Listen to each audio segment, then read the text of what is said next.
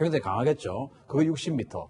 일반 지층 같은 경우는 아주 그 단단한 화강 같은 경우 한 100m, 그리고 네. 뭐 흙 뭐 이런 게 많으면 한 200m까지 뚫을 수 있다고 하니까 뭐 김정은 지하 벙커가 그보다 더 깊은 곳도 있을 수 있겠지만 네. 어쨌든 굉장히 두려운 그런 상황이고, 여기서 이제 B1B는 그 GBU-57을 탑재를 못 하는데 네. GBU-57 대신 또 이제 GBU-31이라고 6m를 그 관통하는 벙커버스를 그렇죠. 다량 탑재를 하니까 네. 그게 또 무서운 거죠. 뭐 폭격기 3총사만 떴다 하면은 북한에 있는 아무리 깊이 있는 지하 벙커버스터도 폭파시킬 수 있는 그런 능력이 있습니다. 자, 그리고 스텔스 폭격기, 김정은 위원장이 굉장히 두려워하는 것 중에 하나인 전략 자산인데, 이 스텔스 폭격기, 전투기, 지금 북한의 상당한 양의 방공 레이더들이 전국에 깔려 있는데 그걸로 아무도 잡을 수가 없는 성능이죠. 그렇습니다. 북한에는 이제 SA-5라고 해서 네. 그 한 250km를 볼 수 있는 레이더망이 있고요. 또 SA-2, SA-3 이래가지고 이 레이더 기지와 지대공 미사일 기지가 뭐 거의 한 100개 가까이 이렇게 평양 주변, 그리고 휴전선 주변, 그리고 영변 주변에 쫙 깔려 있어요. 네. 그런데 지금 뭐 F-22나 이런 것들 뭐 대단한 그 스텔스 능력을 가지고 있지 않습니까? 네. 그런데 아주 초창기형의 가장 첫 번째 스텔스 전투기였던 F-111, 네. 그 조종사가 증언을 했죠. 네. F-117 조종사가 내가 이제 은퇴를 하면서 사실은 평양에 몇 번 갔다 왔다. 여러 번 왔다 갔다 했는데 그렇죠. 전혀 모르고 있는 거죠. 전혀 모르는 것이죠. 그래서 그로부터 더 진보한 이런 스텔스 전투기들이 뭐 왔다 갔다 한들 어떻게 그 북한의 구형 레이더로는 사실은 탐지하기 힘들 겁니다. 네. 자, 폭격기 3총사 그리고 스텔스 전투기 3총사, 거기에 두말하면 잔소리인 핵추진 항공모함과 핵추진 잠수함. 항공모함 한두 척이면 뭐 북한의 전역을 초토화시킬 수 있는 그 정도의 군사력을 가지고 있는데, 또 강습 상륙함, 전쟁의 마무리를 할 수 있는 그런 능력을 가지고 있죠. 그런데 궁금한 게 있습니다. 김정무 실장님. 네. 이렇게 전략 자산을 가지고 들어오지 말아달라고 신년사에 얘기할 정도. 근데 과거에요. 네. 우리 문재인 대통령과 만나서 정상회담을 할 당시에 한미 연합훈련도 사실은 이해한다. 네. 심지어 주한미군 주둔조차도 이해한다라고 했는데, 지금 신년사에서는 그 얘기를 다 뒤집는 주장들을 하고 있거든요.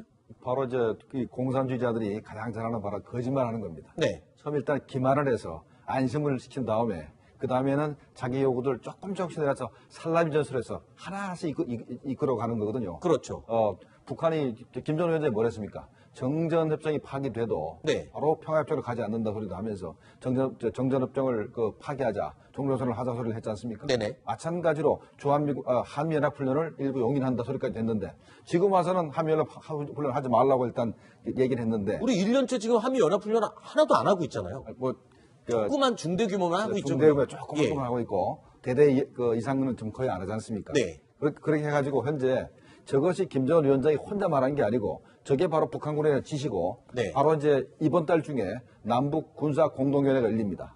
거기에서 북한군 대표들이 네. 끊임없이 김정은 위원장의 말을 반복할 겁니다. 그렇겠죠. 그래서 이제 지시사항을. 그렇죠. 한미연합훈련 하지 말라. 네네. 이때 전략자산이 한 번도 오면 안 된다. 거기다가 플러스 알파. 한국군이 첨단 무기를 왜 그거 사오지 말라. 아하. 여기까지 할 겁니다. 그러면 F-35도 사오지 말고, 네. 그다음에 최첨단 레이더도 사오지 말고, 기타 공군이 필요한 공대공 미사일이나 공대지 미사일도 사오지 말라. 이런 네. 온갖 얘기를 다 할 겁니다. 이게 바로 주한미군 철수로 궁극적으로 가기 위한 시작점이다라고 전문가들은 해설을 하기도 하던데요. 예, 주한미군 철수로 갈 수 있는 그런 개연성이 좀 커졌다고 할 수 네. 있습니다. 왜냐하면 한미 연합훈련을 하지 않으면 군사훈련을 같이 합동으로 하지 않는 이런 그 동맹이라는 것은 계속적으로 유지되기가 좀 힘들거든요. 그렇기 네. 때문에 주한미군의 대폭적인 감축이나 철수로 이렇게 이어질 수가 있고요. 그리고 전략자산의 전개라는 것은 이건 미국의 문제이기도 하지만 결국 우리 한국에 대한 미국의 어떤 해구산 제공의 측면이 있습니다. 그렇기 때문에 네. 이것은 해구산이 지금 구멍이 뚫리고 있다. 이렇게 볼 수가 있습니다. 그러면 김정은이 지금 저렇게 이야기하는 것에 있어서의 어떤 그 근거는 뭐냐? 그것은 남북한 군사 합의를 했습니다. 그 남북한 군사 합의에서 대규모 군사 훈련에 대해서는 상호간에 그 남북한 간에 협의를 하도록 되어 있습니다. 그래서 네. 이 조항을 근거로 해서 아예 지금 한미 연합 훈련과 지금 그 미국 자산의 어떤 전략 자산의 한국 전개를 아예 허용해서는 안 된다라고 보다 강하게 주장하고 있는 건데요. 근데 이 합의에 따르더라도 지금 김정은의 이런 주장은 너무 과도하고 네. 어떻게 보면 좀 우리의 어떤 군사 주권을 좀 건드리는 좀 네. 다소 오만한 그런 얘기라고 할 수 있습니다. 알겠습니다. 바로 핵추진 항공모함 그리고 핵추진 잠수함 전쟁의 시작을 그리고 강습 상륙함으로 육군, 해군이 모두 상륙해서 전쟁의 마무리까지 할 수 있는 전략 자산들 이 모두 포함하는 내용이 김정은 위원장이 신년사에서 강조했던 제발 전략 자산 가지고 오지 말라라고 얘기하는 것들의 대표적인 무기들입니다. 자, 먼저 하나를 짚어볼까요? 신 대표님.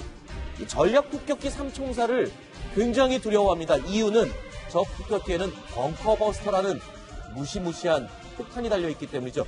이 지하 200m 은신처도 파괴할 수 있는 그런 위력이죠. 그렇습니다. GBU-57이라고 하는데 이 폭탄 하나의 무게가 무려 14톤이에요. 네. 탄두 중량은 2톤에 이르고 그래서 이 GBU-57이 한번 꽂으면 강화 콘크리트 네. 60m 그리고 이제 강화 콘크리트가 이제 아주 고층 빌딩을 지을 때 만드는 넣는 콘크리트하고 그래요. 그렇죠. 굉장히 강하겠죠. 그거 60m.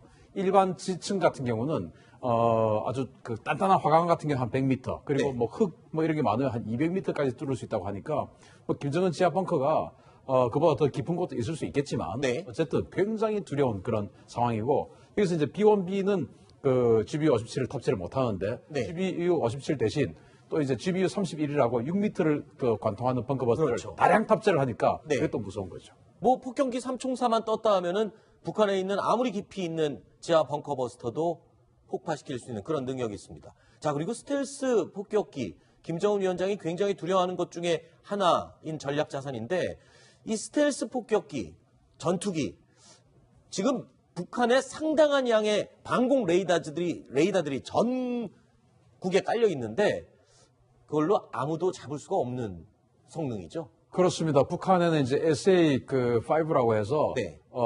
그 한 250km를 볼 수 있는 레이더망이 있고요. 또 SA-2, SA-3 이래 가지고 이 레이더 기지와 지대공 미사일 기지가 뭐 거의 한 100개 가까이 이렇게 평양 주변, 그리고 휴전선 주변, 그리고 영변 주변에 쫙 깔려 있어요. 네.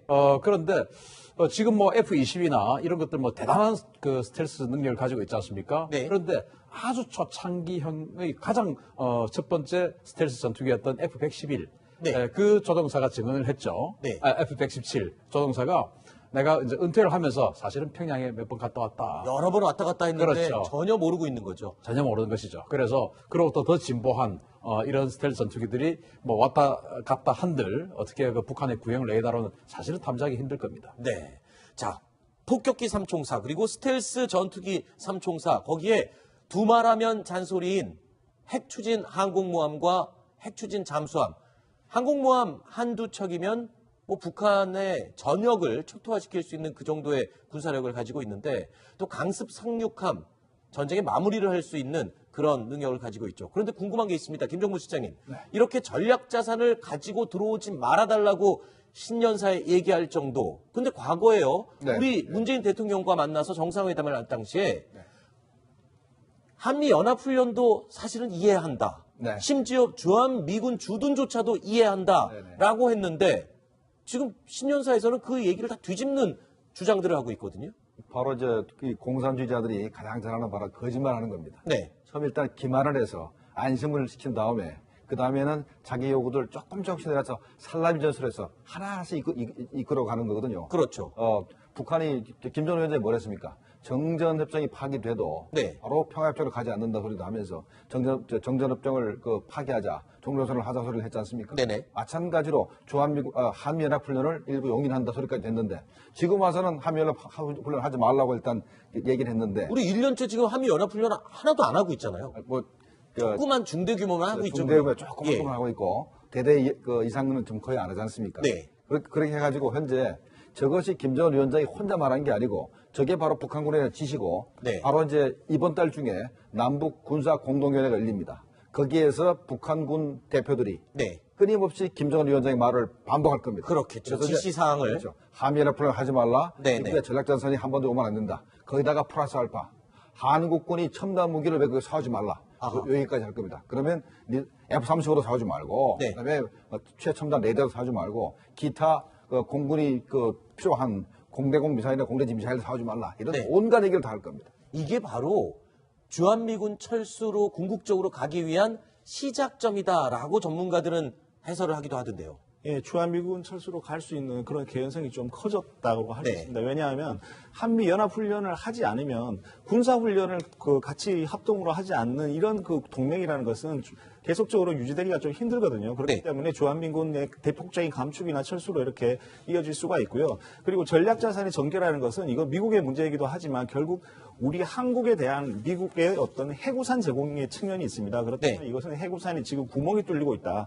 이렇게 볼 수가 있습니다. 그러면 김정은이 지금 저렇게 이야기하는 것에 있어서의 어떤 그 근거는 뭐냐? 그것은 남북한 군사 합의를 했습니다. 그 남북한 군사 합의에서 대규모 군사 훈련에 대해서는 상호간에 남북한 간에 협의를 하도록 되어 있습니다. 그래서 네. 이 조항을 근거로 해서 아예 지금 한미 연합 훈련과 지금 미국 자산의 어떤 전략 자산의 한국 전개를 아예 허용해서는 안 된다라고 보다 강하게 주장하고 있는 건데요. 근데 이 합의에 따르더라도 지금 김정은의 이런 주장은 너무 과도하고 네. 어떻게 보면 좀 우리의 어떤 군사 주권을 좀 건드리는 좀 네. 다소 오만한 그런 얘기라고 할 수 있습니다. 알겠습니다.